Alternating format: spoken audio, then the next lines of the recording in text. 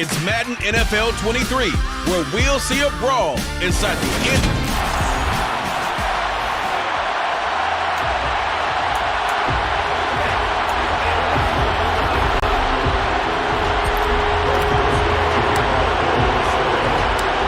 Joseph now ready to get this one started, and we are underway from Minneapolis.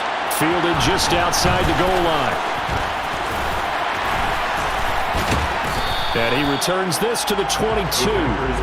Time to see the offense for Green Bay go to work. Aaron Rodgers leading them. What a career it's been. Came into the league back in 2005 as the number 24 pick out of Cal. There have been very few quarterbacks in the NFL who have been as consistent throughout their career as Aaron Rodgers. He's been good for so long, and we've seen no decline in his skills. His accuracy and arm strength continue to elevate the talent around him, and his in-game mistakes, few and far between. Give him 3 there on the first play of the game, and it's second down.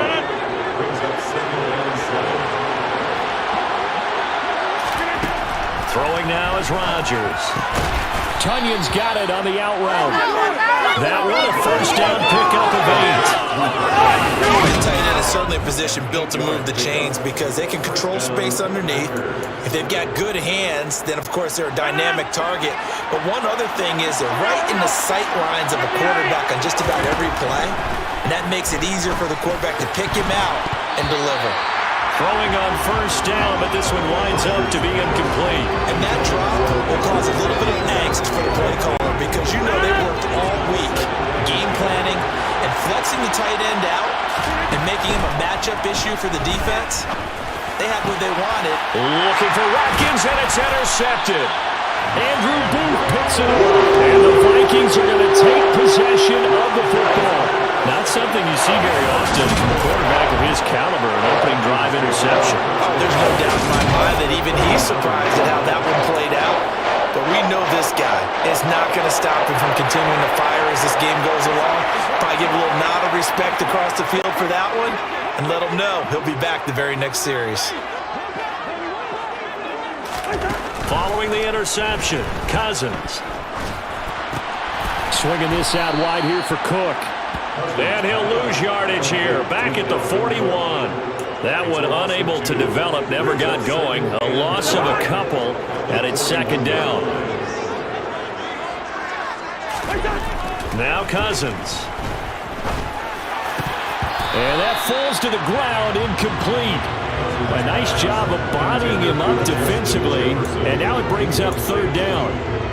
I know at times people think we use it too often, but you've got to be able to throw guys open. And when you read zone, you've got to stick it in there before your receiver gets to the next guy in the zone. Otherwise, you bring him into the play. And that's precisely what allowed that defense to disrupt the pass.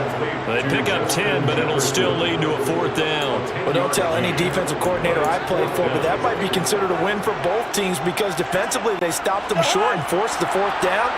But offensively, they picked up enough yards to give their kicker a better shot if that's what they want to do. And boy, this is going to be close. That mark looks a little short, and he didn't get there. The fullback dive held up short, and the Packers D comes up with a big stop. Well, they turn to their bigger body there on the dive. Fullback dive just couldn't get it done. And sometimes even that bigger body needs even bigger bodies to help him get there. They weren't able to create a crease for him, ended up not getting the first down. Rodgers' throw brought in by Watson. Past the 20. Touchdown, Packers. Christian Watson, 70 yards. And the Packers will jump on top with the game's first score here this afternoon. On is Mason Crosby for the point after. And it's good to make it 7-0 Packers. Well, the offense wasn't out there for a long time, but they were out there for a good time. One play, and they're able to hit pay dirt. Mason Crosby, the kickoff for Green Bay. Now after the touchdown, here's Crosby to kick it away. Fielded just outside the goal line. And he'll be stopped up at the 25. And the Vikings taking the field here for their second drive of the game. And last time they were stopped on fourth down, had a drive stalled out. We'll see how they respond this go-around. I'm eager to see what their mindset is, because moving the ball, feeling good, and then that abrupt stop on fourth down, do they go back to the bench and go, oh, boy, they've got something for us, or do they go to the bench and say, we blew it ourselves, let's get back out there and move the ball again? And is it different when you get stopped on fourth versus punt? Is that more motivation for the defense and more confidence? I think as a defense. Second quarter now from Minnesota. It's the Vikings in possession of the football. Maybe a good spot to take a shot. Here's 2nd and a yard from the 34. Lets it fly for Thielen. And he fires one that's intercepted. Picked off by Darnell Savage. And the Packers are going to have great field position here as this is returned just shy of midfield. Not the best of plays there as a quarterback. You're right-handed, rolling left, trying to throw it that far downfield. I remember a coach of mine saying, son, that's the equivalent of trying to get the car keys out of your pocket with your opposite hand while you're trying to run. You just can't do it. They'll start out on the ground with Jones. And now on the pitch, the ball's loose. And the Vikings pick up the football. And they take possession of the football and have it at the 36-yard line. And they had just picked it off to get the football. They fumble it right back. I looked over to both sidelines. A lot of scrambling to find the helmets. Yeah, you can almost, you know both sides are screaming sudden change. Because when sudden change happens, that's a defensive call to get back out on the field. There's been a fumble, so an interception, some type of a turnover. You've got to get back out there and play. These guys just want to get to the bench and gather themselves and regroup a little bit. Let's see if these offenses can settle in and start taking care of the ball a little bit better. Brings up 2nd and 2 at the 43. Now flags will come in. I think this one's going to be on the defense for jumping. Encroachment defense. There wasn't the line that jumped that time, the second level. No, that's a great observation because most of the time it's those guys up front so eager to get off on the snap.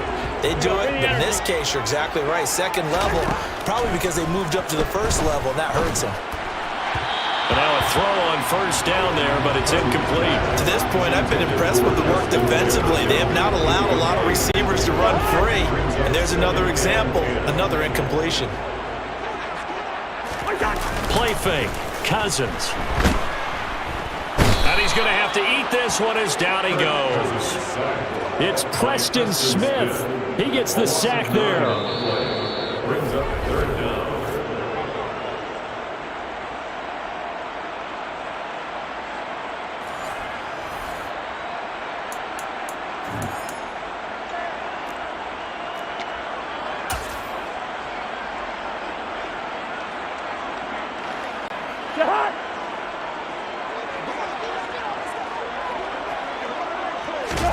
Now on 3rd and long, they'll look to throw.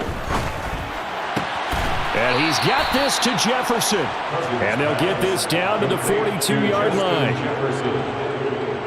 There's another example where defensive coaches constantly preach, not allowing any run after the catch. They give up a few more yards than they wanted to, but they were able to get him down quickly and force a 4th down.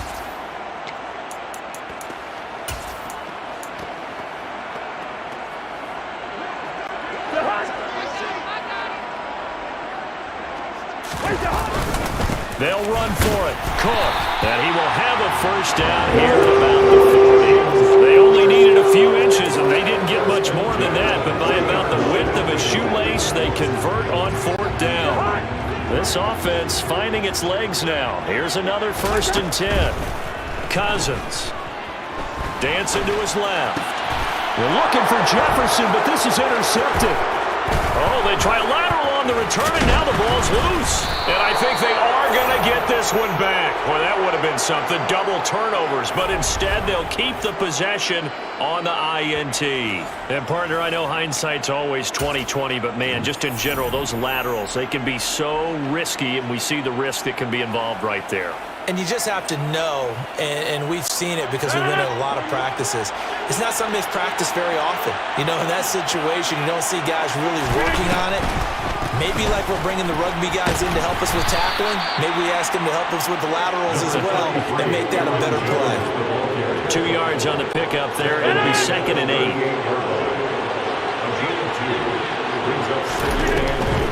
On the delay, Jones. And he will lose yardage here to the 31-yard line. 3rd down just got a lot tougher. That will officially go as a loss of 7. These guys off the edge are pretty tough to contain when they're protecting a stationary target. Ask them to hold their blocks when a runner is struggling to find a lane, often an impossible task. Regardless of the outcome on the scoreboard, that will be one of this game's biggest stops. And he'll go down for a loss inside his own 5 at the 4. So we have reached halftime with a touchdown. That's the difference on the scoreboard. As we send you down to Orlando, where Jonathan Coachman has our EA Sports Halftime Report. Coach. Okay, Brandon, thanks very much, and welcoming everyone to our downtown Orlando studios in this EA Sports Halftime Report. First up, though, a look at the next-gen stats for the Packers in that first half. Well, no sooner did the teams get to the locker rooms, and they're running right back out. Halftime over, 3rd quarter, ready to go. All right, Coach, thanks. Yeah, both teams likely to make some changes in what's been a closely fought battle to this point.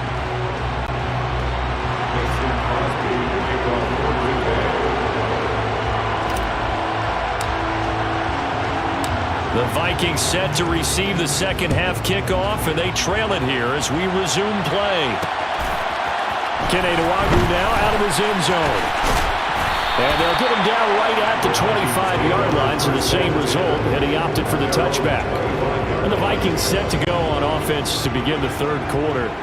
Charles, it'll be interesting to see what adjustments this offense made in the locker room. Haven't really been able to get anything going offensively, virtually nothing in the ground attack either. So certainly something has to change here in quarter 3.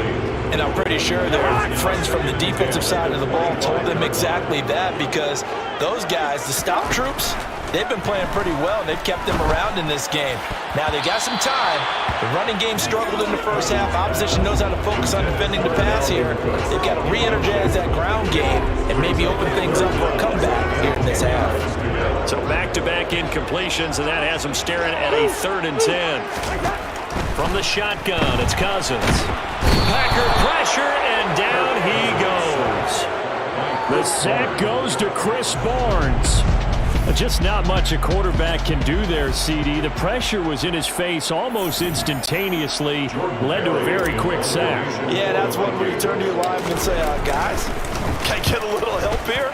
And you have to ask politely, because remember, they're blocking for you the entire game. But as a quarterback, you've also got to have the clock running in your head when you need to get rid of the football. But this time, he had no chance. They were on him instantly. As we check the next-gen stats, you'll see he had precious little time to do anything with the football there.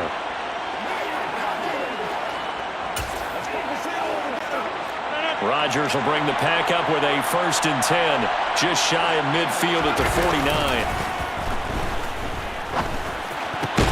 Meanwhile, Rodgers' throw taken in by Watkins here. Successful start to the drive, 17 yards, and moves the sticks. As they began this drive, I was wondering how they were going to attack since they're playing with the lead. Would they continue to try and push the ball downfield? Well, after one play, it appears that the answer is yes. Now a 1st down carry by Jones. Oh, he tried to pitch it, and the ball's loose. And the Vikings pick up the football. So turnovers, Charles, you figure will be key in the second half, and that's a big giveaway there. Yeah, and as you and I both know, coaches are always preaching ball security, and none more often than right here in the second half of a tight football game. Now you've got to believe what the coaches are saying and take care of that football. Officially, it's a 1-yard loss. That's going to bring up 2nd and 11. This defense is just flat getting after it. They have not given up much of anything in the run game. Case in point right there. On 2nd down, it's Cook again. And down he'll go at the 25. So from second and long, now we go to third and very manageable. Yeah, they love that phrase, don't they? Because as an offensive coordinator, you can keep people a little bit off balance and guessing because you don't have to throw it. You can come back with a strong run game if you want to. And if you're in four-down territory, that really opens things up for you. Cousins in step with Jefferson that time. First down, Vikings. I don't care how many times we see it. I still get a kick out of watching quarterbacks and receivers do the pass tree in pregame warm-up.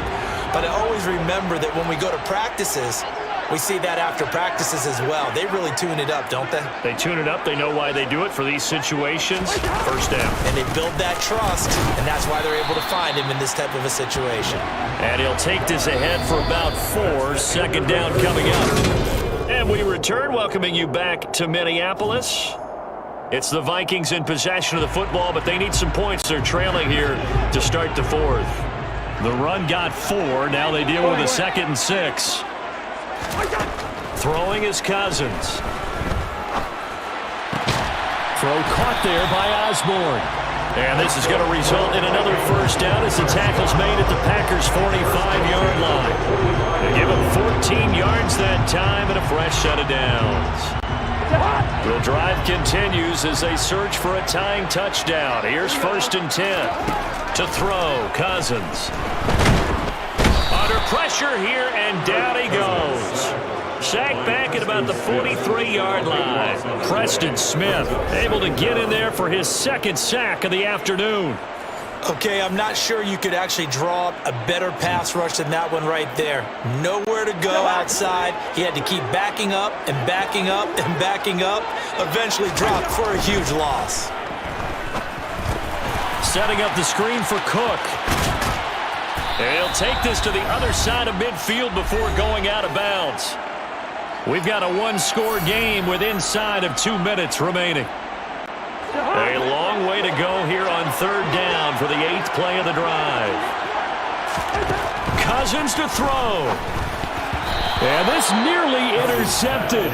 Probably should have been. Had he caught it, it would have sealed it. Instead, one more chance coming up on 4th down. Partner, they've got one chance left to keep this one going, and I think for you and me, let's think along with their offensive coordinator now. Has to think back, cycle through every play of this contest. And he's brought down. Can't do anything with a football. It's a sack and a turnover on downs. They had to go for it with such little time remaining, and that will force a turnover on downs.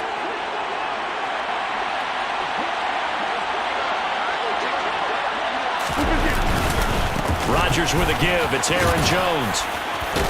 And to the 36-yard line, taken down there after getting 8 yards. I have to chuckle to myself a little bit, Brandon, because right now, I could be in that hole with that offensive line. I know exactly what they're saying. If you call a pass play here, we're going to call timeout. Run the football. You got control of this thing. Get in behind us and let's go. Their time to shine.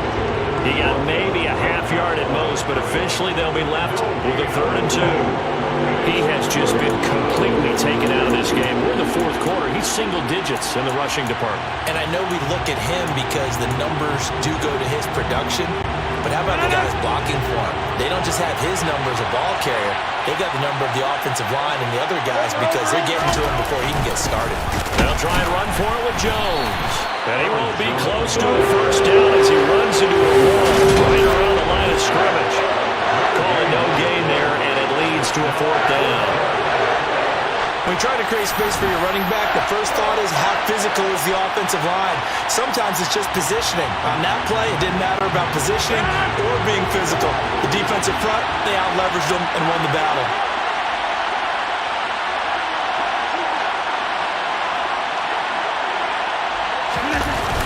Going with their tight end on 4th. And he gets it to the 32. Good enough for a first down. That one a backbreaker as they wind up converting there on 4th.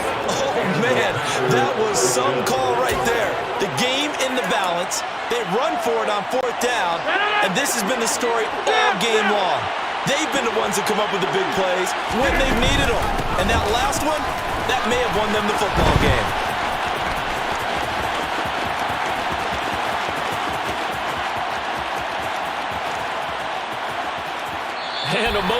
easiest way there to burn some clock. That was wild, and at the end of all that, it winds up a safety. All right, Charles, help me out here. Fourth quarter, you've got the lead, and you run backwards into the end zone. You're just trying to do too much. I almost don't have words for it, but you know every coach that we talk to talks about running backs or people running the football, running north-south, getting upfield. He went way in the opposite direction, and that's going to cost his team. Yeah, it cost him big time. Still leading, but it costs him. Well, it took us until the final play, Charles, to officially decide a winner. Although on that last play they were so backed up, it would have taken a miracle, and they couldn't get that miracle done. Well, I like how you stayed with it because we both knew that this had to go down to the last play, and neither side was going to exhale until that play concluded because we've seen the improbable before. A couple laterals, maybe some poor defense on the back.